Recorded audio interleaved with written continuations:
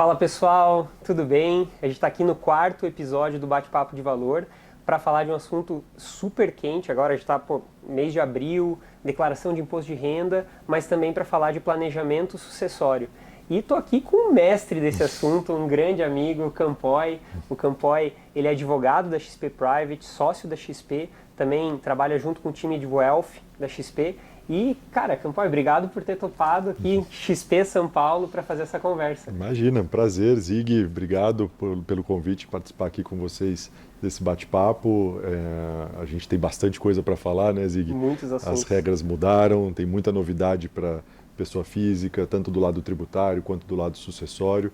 E acho que tem assim, uma oportunidade aqui para repensar o planejamento patrimonial das famílias nesse momento de regras novas. E acho que a ideia é passar um pouquinho desses tópicos mais quentes aqui nessa conversa hoje. Obrigado pelo convite. É isso aí. E assim, cara, a gente fala muito do conceito do wealth planning, né? É uma palavra que, tá começando a ficar mais forte no nosso mercado, mas muitas pessoas ainda não entendem esse conceito. Sim. Você pode falar um pouquinho do que é esse conceito do wealth planning? Com certeza. Wealth planning é o nome que a gente dá para um serviço, uma consultoria, eu vou colocar dessa forma, de planejamento patrimonial e sucessório também. A gente tem uma série de preocupações nas conversas com as famílias. Uma delas é o tributário, mas também a proteção patrimonial e principalmente sucessão, como transmitir esse patrimônio para as próximas gerações de uma forma mais eficiente, né? Quando eu falo eficiente, de uma forma mais rápida e também tentando economizar aqui a maior parte da carga tributária. Então, o Wealth Planning surge como um apoio aqui às famílias. Somos advogados, tributaristas e de outras competências para formar esse time de planejamento patrimonial que apoia o cliente, a família, na decisão de como se organizar. No fim do dia, o nosso time ele busca mostrar caminhos, alternativas para que o patrimônio da família esteja organizado da melhor forma possível, pensando nesses três pilares, né? A economia tributária, o planejamento sucessório e a proteção patrimonial. E aí a conversa começa geralmente entendendo a estrutura familiar.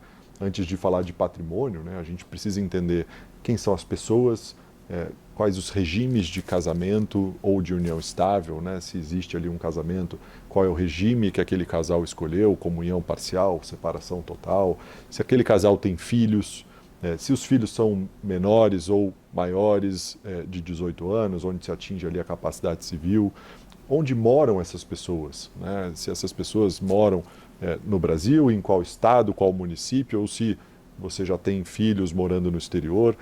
Entender a configuração da família é o primeiro desafio, né?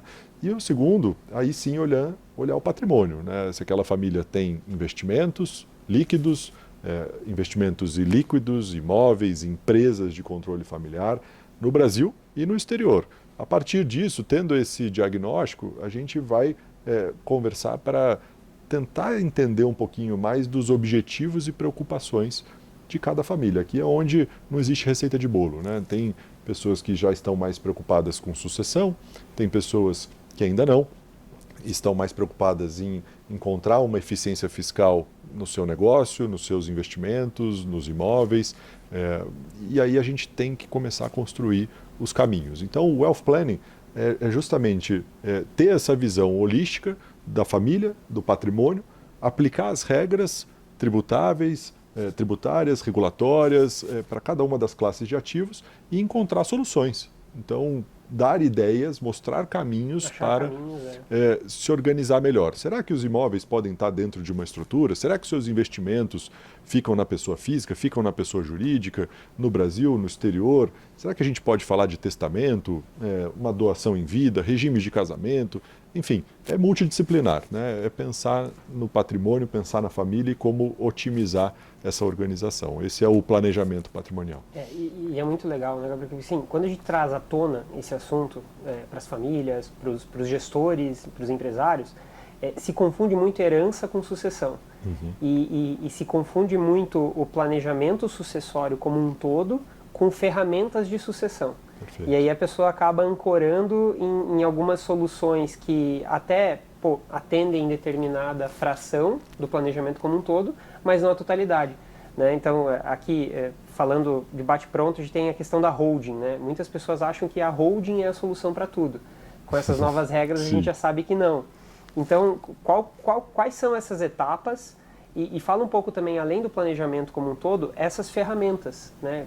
Outro ponto que eu já quero antecipar aqui para você falar, questão do seguro. Poxa, o seguro aqui no Brasil é totalmente escanteado, né? É algo que ainda não é levado com a seriedade que precisa ser levado. Tem gente que tem seguro do celular, mas não tem o seguro de vida. Exato. Como que essas ferramentas, e já linkando com as etapas do planejamento, elas fazem sentido na totalidade? Ótimo ponto. Sucessão é um tema dentro do Wealth Planning, talvez um tema principal. Não é um tema que os brasileiros, em especial, gostam de conversar, é cultural, né? O brasileiro não pensa em sucessão como uma prioridade, morte, né? Ninguém quer falar de falecimento, de morte, de transmissão desse patrimônio. Então, é muito comum a gente ainda perceber uma resistência muito grande das famílias em sequer falar sobre sucessão. Né? Mas é importante. E por quê? Porque a gente tem aí uma reforma tributária aumentando o custo da sucessão, né? O ITCMD, o Imposto de Transmissão, Causa Mortes e Doação, essa sigla aqui, essa definição que é muito importante, que é o Imposto de Transmissão de Patrimônio, seja em vida, uma doação, seja no falecimento, no caso de sucessão, ele está ficando mais caro. Né? A gente tem uma reforma tributária propondo alíquotas progressivas, que hoje tem um limite de 8%, mas ainda não são todos os estados que já adotaram.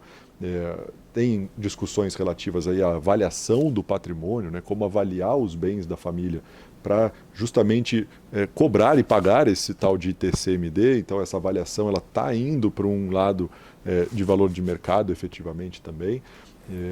E muitas vezes a falta de um planejamento sucessório pode ser muito perigoso para a governança familiar, especialmente as famílias que têm empresas de controle familiar. Né? A gente pensar como a próxima geração entra no negócio da família, né? Como acionistas ou muitas vezes também como executivos. A gente precisa ter regra para isso. Se eu não estou aqui, quem manda na empresa? Quem vai tocar o negócio da família? Né?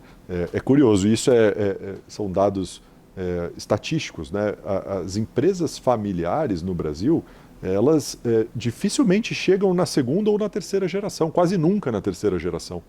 Porque o evento de sucessão da primeira para a segunda não foi bem planejado, os herdeiros não foram preparados, as regras não estavam claras, ou muitas vezes faltou liquidez para poder tocar o processo sucessório, que é algo básico, que todo mundo deveria se preocupar. Né? E muitas vezes também os herdeiros não têm aquele interesse de continuar dentro do negócio da família, porque tem outros interesses pessoais. Então, sucessão é um tema muito, muito relevante. Um dado curioso aqui que eu vi outro dia, nos próximos 20 anos existe uma expectativa de sucessão de patrimônio no Brasil que passa de $1 trilhão, assim, de valor de mercado. Então a gente vai falar muito sobre sucessão, porque as famílias com patrimônio no Brasil, elas não são centenárias na sua maioria das vezes. Né? O patrimônio foi construído recentemente. Os patriarcas e matriarcas aqui, grandes empresários de sucesso, estão chegando agora numa idade onde se começa a pensar sobre sucessão, né, na grande maioria dos casos. Então, é um tema que a gente vai ter que endereçar. E aí, assim, quais são os cuidados principais aqui? Né? Primeiro, eu preciso, de alguma maneira, garantir que a minha vontade em relação à divisão do meu patrimônio ela seja respeitada, ou que ela seja executada muitas vezes. Porque acho que depois de muitos anos fazendo isso, Zig, eu percebo que o inventário se tornou um palavrão, né, no Brasil. O inventário é aquela coisa que assusta, as pessoas têm trauma do processo. E por quê? Porque muitas vezes os herdeiros não chegam a um acordo. Né? Eu tenho que dividir esse patrimônio e muitas vezes esse patrimônio é indivisível. Né? Estamos falando de uma empresa familiar. Todo mundo vai se tornar sócio. E às vezes os filhos não têm aquele afeto para serem sócios. Além de irmãos, não necessariamente eles vão sentar como sócios de uma companhia para administrar aquele negócio. Então, dividir esse patrimônio muitas vezes é um desafio. Imóveis, mesma coisa. Como é que eu divido o patrimônio imobiliário? Não é uma tarefa fácil, né? Às vezes um filho quer um imóvel, o outro filho também, imóvel, a gente chegou numa disputa. Então eu preciso ter alguma regra para deixar claro qual é a minha vontade. Esse é o primeiro desafio. A gente fala muito sobre um testamento, por exemplo. Deixa escrito, né? Se você não quer que os herdeiros sentem para chegar a algum tipo de acordo, vamos criar a regra antes. Está aí o papel do testamento para que você consiga escrever qual é a sua vontade. E número 2, aí vem a parte mais chata, né? Os herdeiros no Brasil, antes de receber a herança, precisam pagar o ITCMD. E se eles não têm liquidez em nome próprio ou acesso à liquidez para poder pagar esse imposto, o processo travou. E um parênteses aqui, né, Campoy, que assim, conta conjunta não resolve o problema. Muitas é. vezes as pessoas elas dizem, não, mas eu tenho conta conjunta. Não, mas tem o caixa da empresa. Cara, não resolve, Pois né? Aí vem as ideias que talvez tenham funcionado no passado, né, mas que hoje já não funcionam tão bem, né? É aquela falsa percepção de que o fato do patriarca ou matriarca ter muita liquidez, o problema está resolvido porque é só acessar lá a conta e transferir o dinheiro. Não é bem assim, né? A gente tem visto um sistema integrado hoje de controle, né? Os bancos, Receita Federal, Banco Central, cartórios, a informação corre muito rápido e é natural que o bloqueio de conta aconteça no momento em que o titular falece. Afinal, ele não está mais ali para tomar as decisões do que fazer com aquele patrimônio. Então, é muito importante, nesse contexto de planejamento sucessório, pensar como que os herdeiros vão acessar essa liquidez minimamente para pagar o ITCMD, que é o imposto de herança. Antes de pagar o ITCMD, eu não acesso o patrimônio. Então aí surge, acho que a necessidade de ter um planejamento onde a gente use as ferramentas corretas e mais eficientes para gerar essa liquidez. O seguro de vida é um exemplo. No Brasil, é o que você comentou, as pessoas fazem o seguro do carro, do celular, mas não da vida. E por quê? Porque existe um certo preconceito, talvez, com o produto, por conta de problemas do passado, da forma como eventualmente isso foi oferecido para o mercado, mas é uma ferramenta fantástica que precisa estar na conversa de planejamento sucessório e que muitas vezes resolve um inventário, literalmente, né? A previdência privada, a mesma coisa, né? O VGBL, PGBL, que são planos de previdência privada complementar, funcionam muito bem para essa finalidade, né? E esse aspecto é legal, como você falou, porque assim, tem gente que fala em blindagem patrimonial. Isso a gente sabe que não existe. Não tem como você blindar. Mas também não tem como você resolver toda essa complexidade de questões que a gente vive aqui no Brasil com uma ferramenta só. Então é muito legal isso que você está trazendo, porque você está passando vários aspectos que vão, de determinada maneira, protegendo algumas questões, né? A gente fala do seguro de vida para proteger a questão da liquidez, a gente fala do testamento para proteger o objetivo, a intenção, o endereçamento da intenção do patriarca, a previdência. Então, assim, é um conjunto de ferramentas que vão fazer com que não exista uma blindagem, mas que de fato você consiga trazer uma linha de previsibilidade muito, muito densa ali para que a família fique um pouco mais tranquila. Sem dúvida, não existe solução única e não existe receita de bolo no planejamento patrimonial. Cada caso é um caso. É óbvio que existem soluções que se repetem com mais frequência, sem dúvida, mas a gente precisa entender o que é cabível. E geralmente é um conjunto de coisas. É isso. É o testamento, é o seguro de vida, é a previdência, é a holding patrimonial, é talvez um fundo exclusivo para a sua liquidez, também uma estrutura internacional, offshore, para o investimento feito no exterior. Talvez faça sentido uma doação em vida, uma antecipação. A gente tem falado bastante sobre isso, que acho que é um tema legal para comentar. Mas é o que você falou, Zig, conjunto de soluções. Não existe solução única. A holding muitas vezes é percebida como essa solução mágica e única para resolver todos os problemas. E eu discordo. Eu acho que ela tem o seu papel fundamental dentro do planejamento patrimonial. Muita coisa. Mas não adianta nada eu ter uma holding 100% em meu nome, sem ter feito o meu testamento, sem ter feito o meu seguro de vida e a minha previdência. Porque, na minha falta, as cotas dessa hold ou de qualquer empresa vão estar sujeitas ao processo de inventário. Elas não vão passar de forma automática para os herdeiros, né? Então eu preciso dessas outras ferramentas que são complementares para ajudar, de novo, os herdeiros a conseguirem antecipar ali, aliás, concluir de forma rápida esse processo de inventário, que, de novo, no Brasil, a falta de planejamento faz com que isso seja um problema. E aqui tem é curioso a gente parar para pensar, porque assim, no Brasil, o Brasil é um dos países onde mais se pagam impostos. Só que quando a gente fala da sucessão, o ITCMD aqui no Brasil que você falou, ainda, cara, o Brasil é um país barato para morrer, comparado com outros países do mundo, né? Quando você olha a França, Estados Unidos. Então, assim, mas é importante entender que, cara, é algo que a qualquer momento pode aumentar. Tá aí já, né? Como tu falou, até 8%. Os estados têm essa flexibilidade para gestão. Mas fala um pouquinho mais do ITCMD. E também você tocou num ponto muito importante que eu acho fundamental de trazer aqui, que é a questão da doação. Que muitas vezes a pessoa também acha que a doação resolve tudo, sendo que ela não resolve. Essa questão do congelamento do ITCMD, isso existe, não existe? Tem margem para erro? Como que a gente trabalha Ótimo isso no ponto. planejamento? É muito importante. O Brasil é um dos países com o sistema tributário mais complexo do mundo, mas talvez nesse ponto ITCMD, herança e doação, a gente ainda seja de fato um país que tributa em alíquotas inferiores ao que a gente vê pelo mundo, né? Estados Unidos, Europa, Ásia, vários exemplos aqui onde a transmissão de patrimônio por sucessão acaba sendo tributada por alíquotas que às vezes passam de 50%.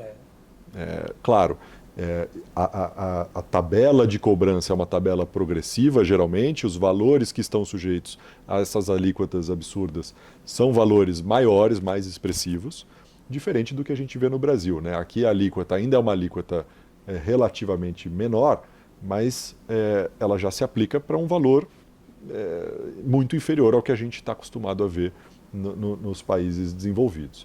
Então, a gente precisa planejar, né? E o ITCMD está passando por mudanças também. A gente tem uma lei que entrou agora em janeiro, uma lei complementar, que exige que esse ITCMD seja um imposto progressivo. Vários estados, aqui em São Paulo, por exemplo, ainda não é. Aqui a gente tem uma alíquota fixa, 4%. Santa Catarina já mudou, já chega lá a progressividade. Então a gente vai ter que ver ali uma série de mudanças ao longo de 2026. E aí surge uma dúvida, né? Já que o ITCMD vai subir, talvez faça sentido uma doação, antecipar hoje a transmissão desse patrimônio. Muitos clientes estão perguntando isso nesse momento, né? E a doação, ela é uma alternativa, sim, de planejamento sucessório, sem dúvida. Eu acho que você tem vantagens ali, né? Que eu vou doar agora, então eu faço da forma como eu quero. Aquela coisa dos herdeiros brigarem, né? Talvez esteja mais sob meu controle, porque sou eu que estou doando. E o ITCMD é o ITCMD de agora, que pode ser mais caro lá na frente, né? Até aí parece um bom negócio. Agora, o que as pessoas esquecem é que, ao doar o patrimônio, ele não é mais seu. As pessoas esquecem desse detalhe, né? Mas vem aquela pergunta, e o usufruto? Eu vou ter usufruto, então é meu. Não é bem assim, né? O usufruto é uma cláusula muito importante do direito brasileiro, mas que não é a mesma coisa que ter a plena propriedade do patrimônio. Então, a doação ela tem que ser bem pensada. E, na minha visão, o momento dos filhos é o que determina. Se os seus filhos já são maiores, casados, fizeram ali o seu patrimônio, já estão bem estruturados em relação à sua unidade familiar, já têm maturidade suficiente para cuidar do patrimônio, a doação começa a ser uma ideia possível de se implementar. Agora, filhos menores, ainda num processo ali de formação, não estão ainda preparados para administrar aquele patrimônio, ainda vão discutir regimes de casamento, coisas desse tipo, eu particularmente tendo a pensar que a doação ainda não seria uma opção recomendada.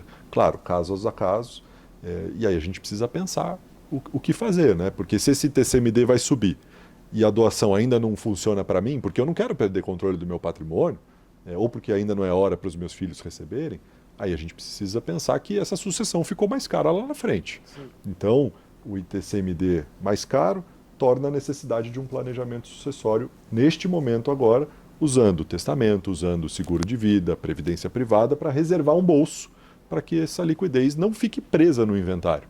E aí os herdeiros consigam, de novo, pagar o ITCMD e liberar essa herança o mais rápido possível. Não, muito legal. E assim, se a gente fosse debater aqui todas as ferramentas, todas as estruturas, eu acho que ficaria horas aqui. Sim. É legal falar que todos os clientes nossos aqui, os clientes private, têm acesso à área. Então, com certeza, se isso está despertando uma curiosidade maior, se você quer entender melhor disso, chama o nosso time que a gente vai conseguir fazer um bate-papo mais qualificado, mais no detalhe, como se fala, tailor-made, né? Porque Sim. como tu falou, não tem receita de bolo, para cada estrutura vai demandar algo diferente.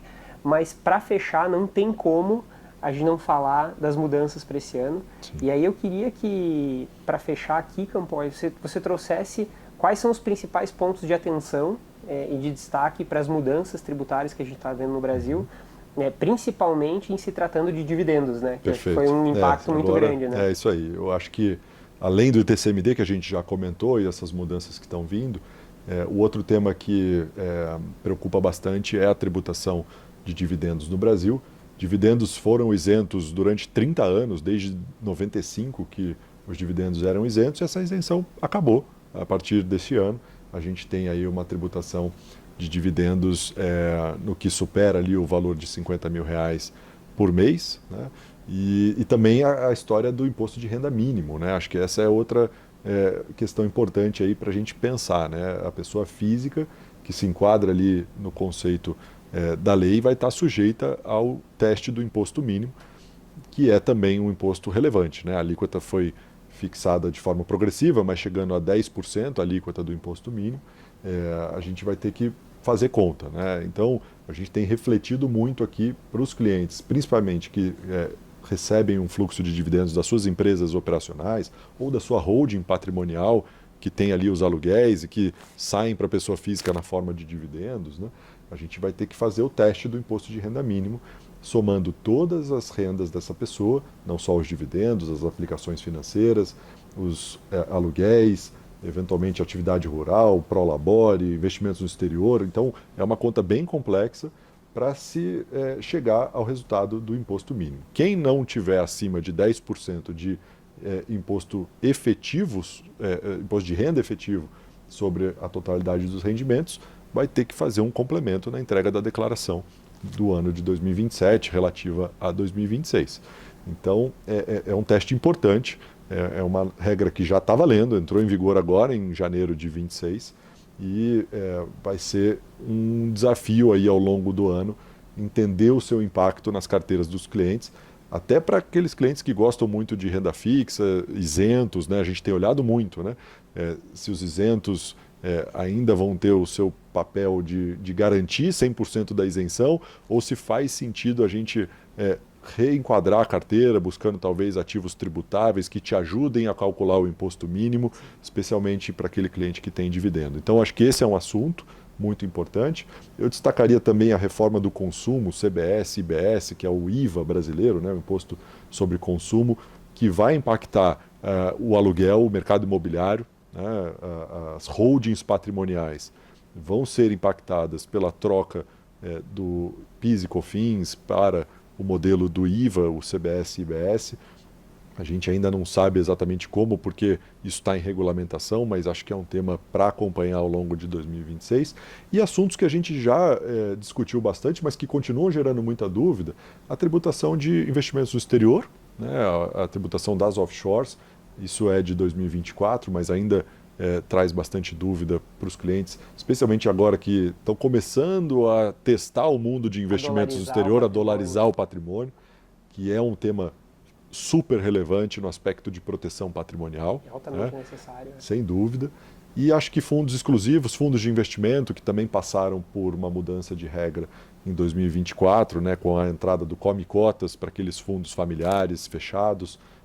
Tem toda uma normativa aqui para fundos de investimento no Brasil. Ainda existem fundos sem come-cotas, existem fundos isentos de imposto de renda para pessoa física, que muitas vezes pode ser um veículo excelente para o planejamento patrimonial. Então, o assunto não falta.